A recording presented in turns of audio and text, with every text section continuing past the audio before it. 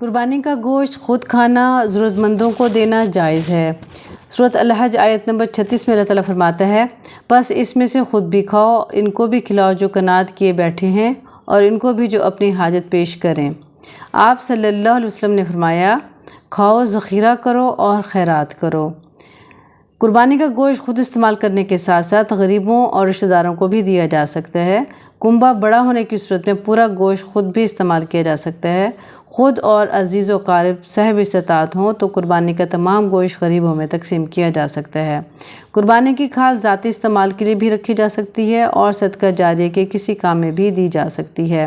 اور ایک حدیث مبارکہ کا مفہوم ہے کہ گوشت جو ٹوٹل ہوتا ہے اس کے 3 حصے کر لیے جائیں، ایک حصہ اپنے لیے، ایک حصہ رشتہ داروں کے لیے اور ایک حصہ غریبوں کے لیے۔ لہٰذا اس طرح سے گوشت کو تقسیم کیا جائے کہ کوئی محروم نہ رہ جائے۔ اللہ تعالی ہمیں علم کے ساتھ عمل کرنے کی توفیق اور سعادت نصیب فرمائے۔